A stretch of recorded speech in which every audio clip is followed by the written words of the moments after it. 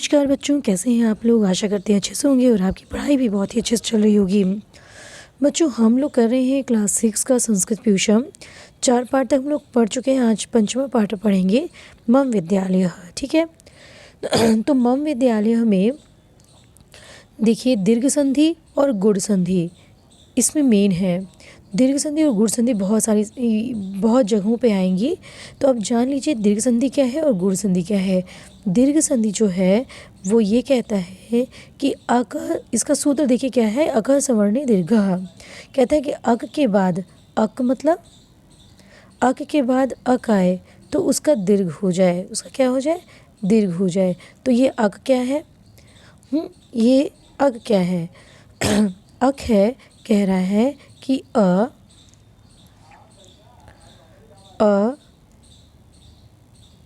ई, ये ई है, ई उ और री, ये अक है। तो ई उ री के बाद यही ई उ री आए, ई और उ और री आए, चाहे भले बड़ा हो या फिर छोटा हो, ई उ री आए तो क्या हो जाएगा, इसका दीर्घ हो जाएगा। मिलकर के के बाद आए तो बड़ा हो जाएगा। ई के बाद ई आए तो बड़ी ई हो जाएगी। ऊ के बाद ऊ आए तो बड़ा ऊ हो जाएगा। और यदि री के बाद री आए तो बड़ा री हो जाएगा। ये है दीर्घ संधि। ठीक है। किसी भी परिस्थिति में ये बड़ा हो जाएगा। आ, ई, ऊ और री हो जाएगा, ये दीर्घ संधि कहती है। और गुण संधि ये कहती है कि यदि या आ के बाद या आ के बाद ई आए, या फिर ऊ आए या फिर री आए, तो या आ के बाद आए तो दोनों मिलके क्या हो जाएंगे, ए बन जाएगा। और या आ के बाद ऊ आएगा तो क्या हो जाएगा, ओ हो जाए। और री आए तो क्या हो जाए, अर हो जाए। ये गुण संधि कहती है। ए, ओ और अर होता है गुण संधि में। तो ये आपको अक्सर देखने को मिलेंगे और जो बीच बीच में जहाँ जहाँ आएगा हम आपको बताएंगे। तो देखिए, धीरे धीरे ही पढ़ेंगे, भले 2 से 3 वीडियो हो जाए, लेकिन हम लोग इसका ग्रामर समझते हुए पढ़ेंगे। ठीक है। देखिए, उषा और चेतन की वार्तालाप हो रही है। उषा कहती है चेतन से कि तव तुम्हारा विद्यालय कुत्र अस्ति। कुत्र मतलब कहाँ, अस्ति मतलब है। देखिए, कुत्र अस्ति में दीर्घ संधि का प्रयोग हुआ है। कैसे, कुत्र प्लस अस्ति। ठीक है। कुत्र प्लस अस्ति, त्र में अ है और अ है, ये दोनों मिलके बन गया आ। ठीक, ये हो गया दीर्घ। इस वजह से यहाँ पे कौन सी संधि हो गई, कुत्रास्ति, दीर्घ संधि। तो दीर्घ संधि का सूत्र क्या होता है बच्चों, यही इसी लगातार याद कर लीजिए। अकः सवर्णे दीर्घः, अकः सवर्णे दीर्घः, ये गुण संधि का दीर्घ संधि का सूत्र है। गुण संधि का सूत्र होता है आद गुणः।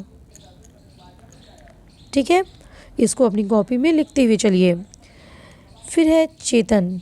अब उषा प्रश्न पूछी है तो चेतन तो उत्तर देगा ही।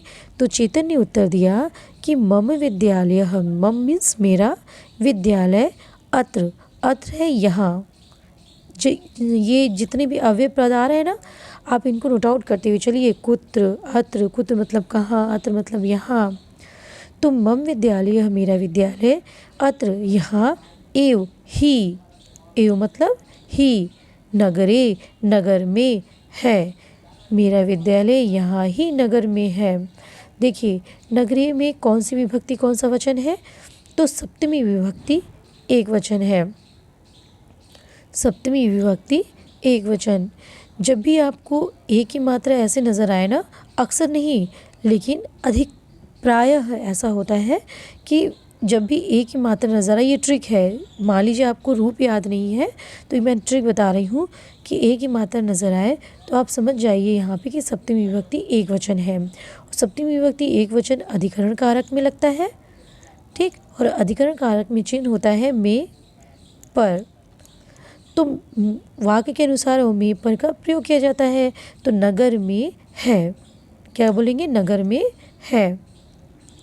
तत्र एकः सुंदरः पुस्तकालयः एकं विशालं क्रीडांगणं च स्तः। तो तत्र वहाँ एकः एक, देखिए अत्र मतलब यहाँ, तत्र मतलब वहाँ। तत्र वहाँ एक सुंदर पुस्तकालय, एक विशाल, एक सुंदर पुस्तकालय, एक विशाल क्रीडांगण, खेल का आंगन। आंगन मीन्स क्या होता है? आंगन। और खेल का आंगन, स्तः, स्तः मतलब है। वहाँ पर अब एक से दो हो गई ना, दो चीज़ें हो गई, सुंदर पुस्तकालय, एक विशाल क्रीडांगण। तो दो के लिए हम स्तः का प्रयोग करते हैं। एक के लिए अस्ति, है के लिए अस्ति का, यदि एक वचन है तो अस्ति, द्विवचन है तो स्तः, और यदि बहुवचन है तो सन्ति। ठीक है के लिए अस्ति है, एक के लिए, स्तः दो के लिए है, और सन्ति है बहुत सारे लोगों के लिए। तो दो है, दो चीज़ों के बारे में हो रहा है। तो सुंदर पुस्तकालय, एक सुंदर पुस्तकालय, एक विशाल क्रीडांगण, खेल का आंगन है। ठीक है। अब उषा कहती है अस्तु, अस्तु, हाँ। तव विद्यालयस्य, तव मीन्स तुम्हारा, विद्यालयस्य, एक हमने बताया आपको एक की मात्रा, उसमें सप्तमी एक वचन का प्रयोग करेंगे। और दूसरा हम आपको बता रहे हैं अस्य, जब अस्य आ जाए तो आप षष्ठी एक वचन मानिए। षष्ठी एक वचन का मतलब संबंध कारक, और उसमें लगता है काकी, काकी क्या काकी के। ठीक है। तो यहाँ पे क्या करेंगे? उषा कहती है तव विद्यालय से, तुम्हारा विद्यालय, तुम्हारे विद्यालय के पुस्तकालय में, एक ही मात्रा है ना, तुम्हारे विद्यालय के पुस्तकालय में कीदृशानि, कीदृशानि पुस्तकानि सन्ति, कीदृशानि कितनी प्रकार की, पुस्तकानि पुस्तक हैं। ठीक। तो चेतन कहता है मम विद्यालयस्य पुस्तकालये विविधानां विषयाणां पुस्तकानि सन्ति।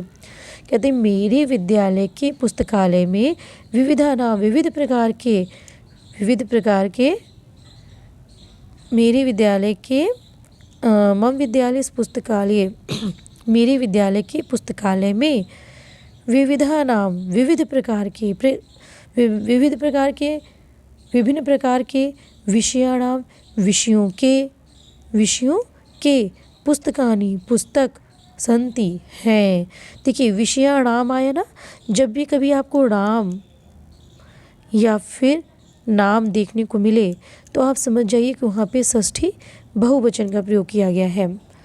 षष्ठी में संबंध कारक लगता है, संबंध कारक का चिन्ह होता है काके के। तो विविध प्रकार के पुस्तकों, विविध प्रकार के विषयों की पुस्तकें, पुस्तक भी बहुवचन में है तो पुस्तकम, पुस्तके, पुस्तकानि, पुस्तकें सन्ति हैं। उषा कहती है समीचीनम, समीचीनम बहुत ही अच्छा, कहती ना समीचीनम। तो तुम्हारे विद्यालय कति शिक्षिका सन्ति, तुम्हारे विद्यालय में कितने शिक्षक हैं। सॉरी, तुम्हारे विद्यालय में, उषा कहाँ गई, हाँ ये समीचीनम बहुत ही अच्छा। तो विद्यालय, तुम्हारे विद्यालय में कति कितने शिक्षिका सन्ति, शिक्षक हैं। तो चेतन कहता है मम विद्यालय, मेरे विद्यालय में, सप्तमी एक वचन विद्यालय में, मेरे विद्यालय में पंच शिक्षिका सन्ति, 5 शिक्षक हैं। सन्ति लगा क्योंकि बहुवचन में है, 5 शिक्षक हैं। ते सर्वे महर्षि तुल्या कर्तव्यपरायणा शिष्य वत्सलाश्च, देखिए इसमें च लगा है, सन्ति। कहते हैं ते वे सर्वे सभी, महर्षि के तुल्य, महर्षि के समान, महर्षि बोलते हैं ना ऋषि मुनियों को जो तपस्या करते हैं, तो वो सभी महर्षि के समान, कर्तव्यपरायण, और देखिए च लगा है ना, और शिष्या वात्सल्य, शिष्यों को वात्सल्य करने वाले, शिष्यों के प्रति वात्सल्य, ममता रखने वाले, ठीक है, शिष्य वात्सल्य संति हैं। ठीक है, फिर उषा कहती है किम तत्र विद्यालयोद्यानम अपि अस्ति। उषा कहती है, पूछती है कि किम क्या तत्र वहाँ विद्यालयोद्यानम अपि अस्ति। अब देखिए विद्यालयों को विच्छेद करिए तो क्या बन जाएगा, विद्यालय प्लस उद्यानम।